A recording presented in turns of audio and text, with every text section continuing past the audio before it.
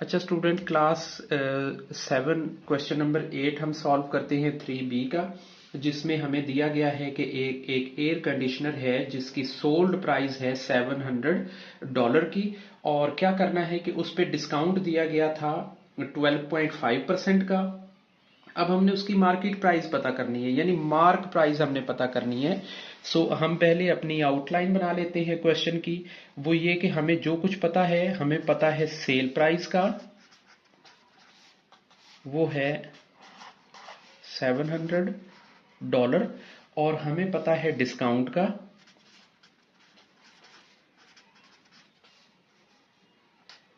Percentage में 12.5% discount किया है।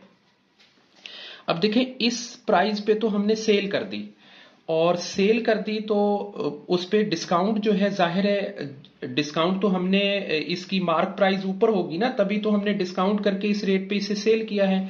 सो अभी हमें डिस्काउंट बेसिकली ये जो 12.5% है, ये बेसिकली इसका मतलब होता है, इस परसेंटेज का जो मतलब है ना, पहले हम ये समझ लें, इसका मतलब होता है कि 100 में से, यानी आउट ऑफ 100, आउट ऑफ 100, यानी हमने हर 100 अमाउंट में से, हर 100 अमाउंट में से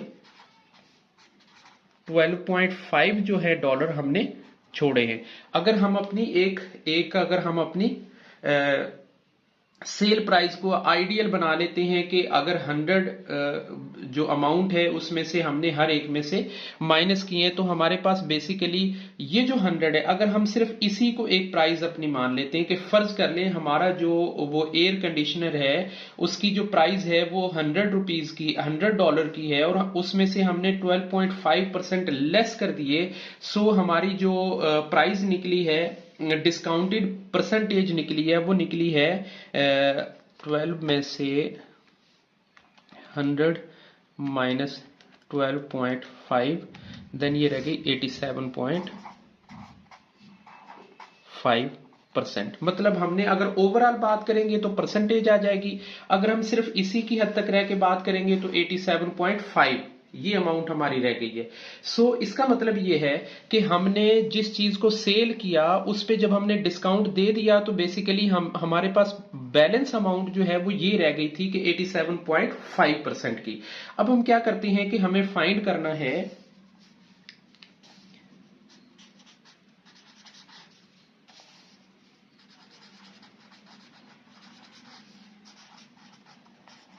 मार्केट प्राइस, हमने फाइंड करनी है।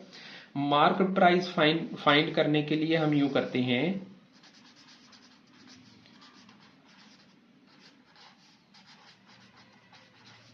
इज इक्वल टू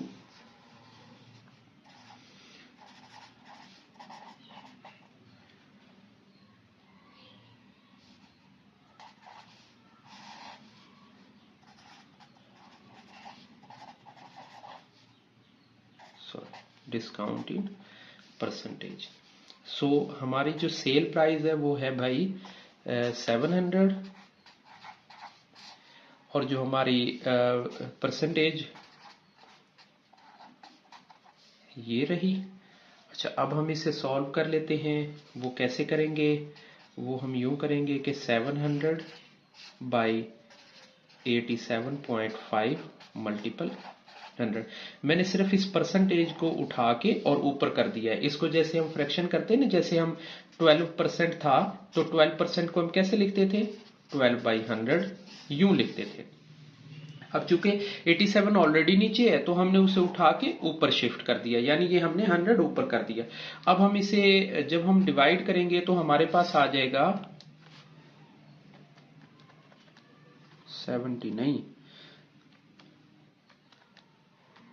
अच्छा $70,000 डिवाइड ये रहा 87.5, हमारे पास ये आ गई अमाउंट $800, यानी जो मार्क प्राइस है वो हमारी है 80।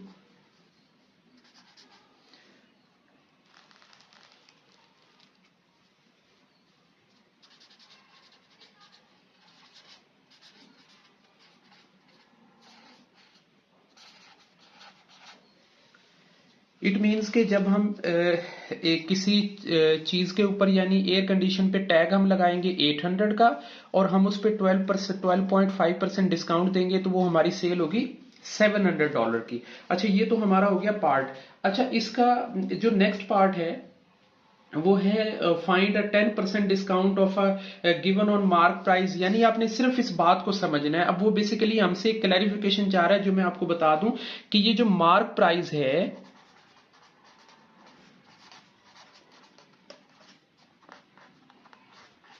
अगर हम इस पे डिस्काउंट दे दें, डिस्काउंट कितना दे दें 10% का, अगर हम ये कर दें, फिर जो हमारी वैल्यू निकलेगी, जो भी हमारी अमाउंट निकलती है, अभी हम चेक करेंगे कि वो कितनी निकलेगी। और फिर वो कहता है कि फर्दर फिर हम उस पे और कर दें, यानी फर्दर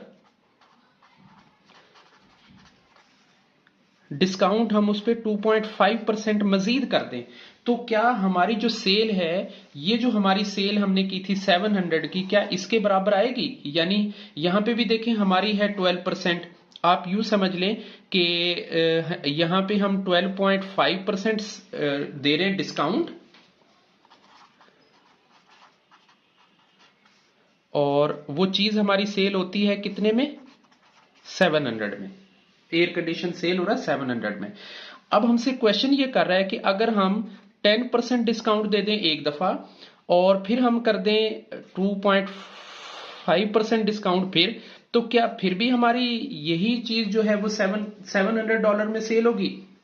क्योंकि अगर हम दोनों को प्लस कर लेंगे तो भी हमारे 12.5 होते हैं। वो हमसे जस्ट एक क्लैरिफिकेशन या एक कंफर्मेशन चाह रहा है, हमारे सामने एक सिचुएशन को एक्सप्लेन कर रहा है। सो हमने, ये क्वेश्चन का हिस्सा नहीं है जो मैंने किया, ये वाली जो चीज है ये क्वेश्चन का हिस्सा नहीं, ये बेसिकली मैंने आपको सिर्फ एक कंसेप्ट समझाया है कि किस तरीके से इसके अंदर सिचुएशन। अब हम चेक कर लेते हैं, पहले हम जो मार्क प्राइस, अब हमारे सामने मार्क प्राइस तो आ गई, अब तो सिचुएशन ही बहुत सॉल्व हो गई है। अब हमने सिर्फ और सिर्फ उसकी सेल प्राइस कंफर्म करनी है। यहां पे देखें हमारे पास पहले थी सेल प्राइस और हमने मार्क प्राइस ली है।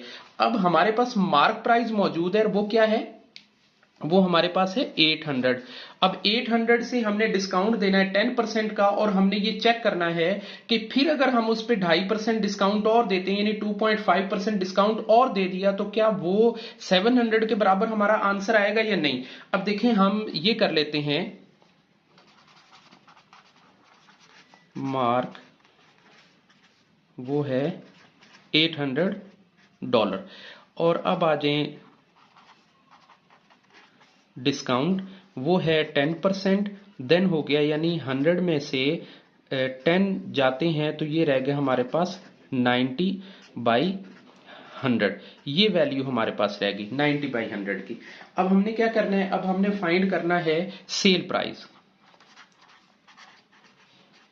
सेल प्राइस पता करने के लिए क्या करना पड़ेगा? 90/100 मल्टीपल 800। 800 कहां से आया? यहां से आया, जो हमारी सेल प्राइस है, सॉरी जो मार्क प्राइस है। देन क्या होगा? 800 और 72, यानी हम उसे सेल करेंगे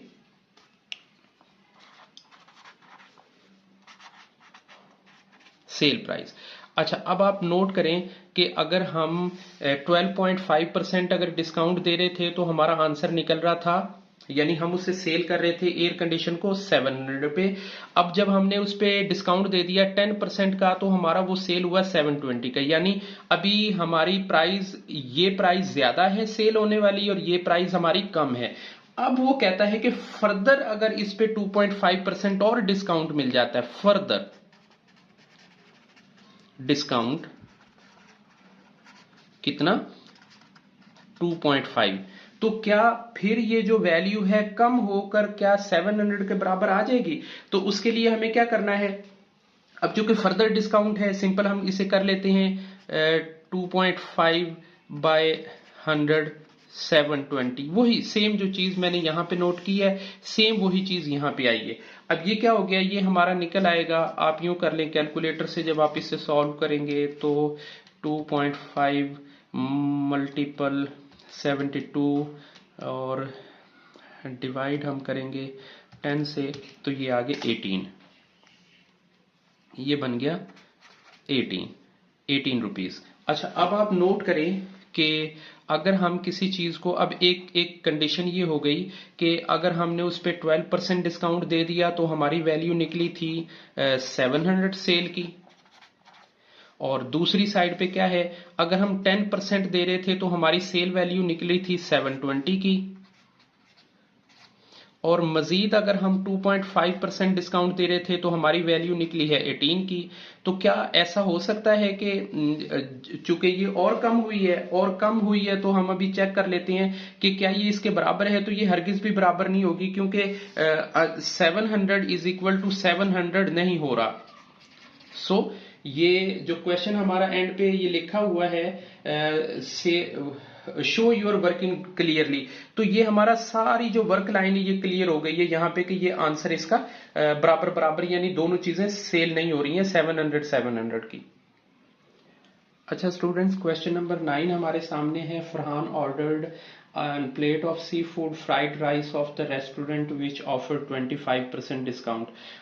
the mark price of the seafood is 9.50 dollars हैं। Given that the service charges उस पे ऐड हुए 10%, GST 7%, find the total payable amount. अच्छा, आप अगर नोट करेंगे जो हमारा पीछे वाला क्वेश्चन था इसमें हमें सेल प्राइस का पता था, यानी जिस पे वो सेल हुई है। हमें किस चीज का नहीं पता था? हमें मार्क प्राइस का नहीं पता था। सो हम क्या कर रहे थे, मार्क प्राइस हमने एक फॉर्मूला अपना निकाला जिसपे हमने सेल प्राइस डिस्काउंट प्राइस निकाल दी।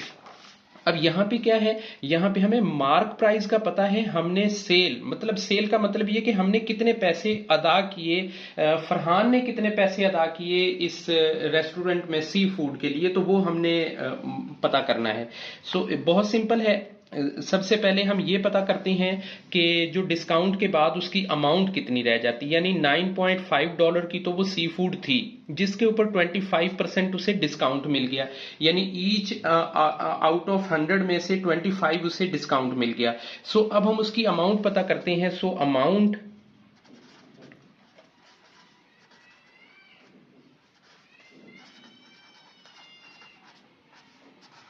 डिस्काउंट अमाउंट कितनी हो जाएगी, हम उसे सिंपल करेंगे 25% ऑफ 9.5 डॉलर।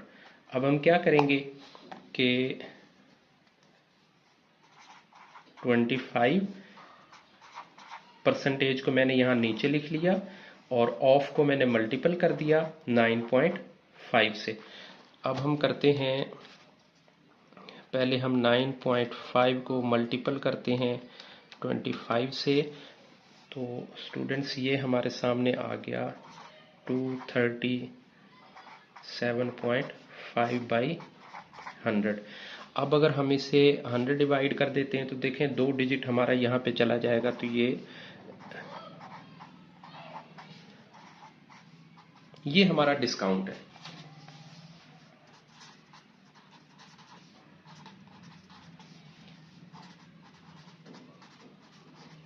ये हमारा डिस्काउंट प्राइस है कि इतना हमें डिस्काउंट मिला है।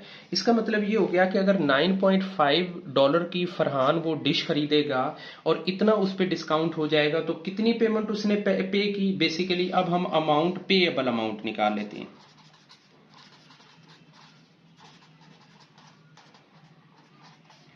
पेएबल अमाउंट में से क्या करेंगे, जो हमारी मार्क प्राइस है और जो हमारा डिस्काउंट है, यानी एमपी में से हम डिस्काउंट माइनस कर देंगे तो हमारा, अब मार्क प्राइस हमारी क्या है 9.5 और उसमें से हम माइनस करते हैं 2.375 को। सो हमारी पेएबल यानी जो फरहान ने अदा करने हैं उस डिश के, वो हम चेक कर लेते हैं। 9.5 में से हम माइनस करते हैं 2.375, हमारा आंसर आ गया 7.125 और ये आया हमारा डॉलर्स में। ये अब हमारा यहाँ पे पेएबल अमाउंट ये आ गई, लेकिन हमारा क्वेश्चन यहाँ पे सॉल्व नहीं होता। अब क्या होता है कि इसका थोड़ा सा आगे चलते हैं तो वो कहता है कि given that there is a service charges of 10%, यानी सर्विस चार्जेस कितने हो गए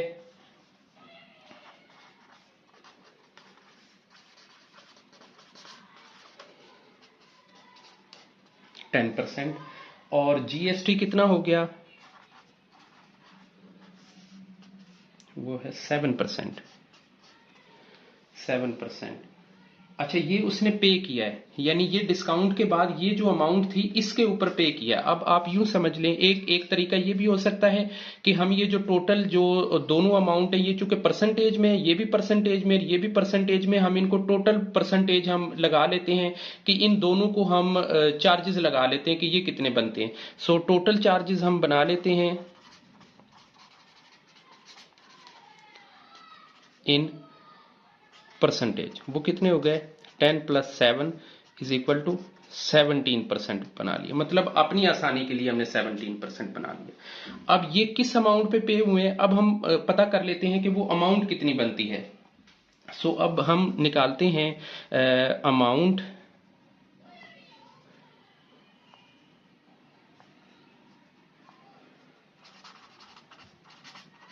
ये जो चार्जेस अमाउंट है यही हमने पता करनी, क्योंकि ये हमारे पास परसेंटेज में है। चार्जेस अमाउंट, अब इस चार्जेस अमाउंट में क्या क्या चीज शामिल है, इसमें सर्विस चार्जेस शामिल हैं, ऐसी कर लें, प्लस इसमें जीएसटी शामिल है। ये अपने तौर पे आप कुछ भी यहाँ पे स्टेटमेंट लिख सकते हैं, इज इक्वल टू। अब हम क्या करेंगे, ये होगा 17% ऑफ जो हमारी ये वैल्यू निकली है, ये वाली वैल्यू ऑफ $7.125 की। अच्छा, इसे हम पता करेंगे। अब 17 को सिंपल उसी तरह से हमने लिख लिया, ये वाला जो परसेंटेज है हम इसे नीचे ले आए, ऑफ को हमने मल्टीपल कर दिया और 7.125। अब हम इनको मल्टीपल करते हैं तो मल्टीपल से हमें आंसर मिलेगा 7.125 मल्टीपल 17, ये आ गया भाई हमारे पास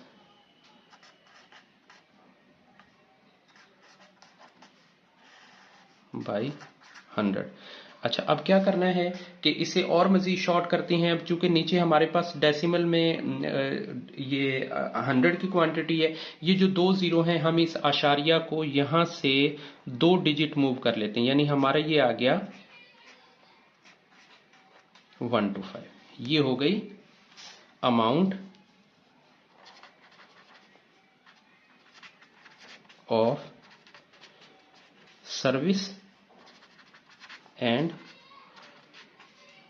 जीएसटी, वो निकल आई। अब देखें एक अमाउंट, अब हमने क्वेश्चन हमारा आंसर है टोटल अमाउंट अब हमने फाइंड करनी है। सो टोटल अमाउंट पेएबल वो कितनी थी वो हमने फाइंड करनी है। उसमें क्या करेंगे कि ये जो पेएबल अमाउंट है ये, और जो हमने सर्विस चार्जेस की मद में पे किए हैं फरहान ने, जो उसे ये 10% और 7% का, ये जो दो वैल्यूज थी इनको हम ऐड करके जो हमारी क्वांटिटी निकली वो ये आई है। सो अब हम दोनों को प्लस करते हैं, 7.125 प्लस 1.21125, ये हमारा आंसर निकलेगा। अब इसमें हम अगर प्लस कर लेते हैं, ऐसे कर लेते हैं, 7.125 इज इक्वल टू, नहीं गलत हो गया ना, 7.125 प्लस 121,125, नहीं 7.125, सॉरी हम मल्टीपल का साइन लगा रहे थे हर वक्त ही, 1.21125 इज इक्वल टू, ये हो गया हमारे पास 8.33625 $। अब देखें, जैसे हमारा जो $1 होता है उसमें जो छोटी करेंसी है वो 100 पैसा की होती है, इसी तरह से $1 की जो डिजिट है वो छोटी होती है। सो हम क्या करेंगे कि हम अपनी दो वैल्यूज को सिर्फ रखेंगे, हमारा आंसर आएगा 1.8.3। अब चूंकि ये 6 है, ये 5 से बड़ा है, सो हम यहां से एक पावर को उठा के इसे 4 कर देंगे और ये हमारा आंसर हो जाएगा टोटल पेएबल अमाउंट।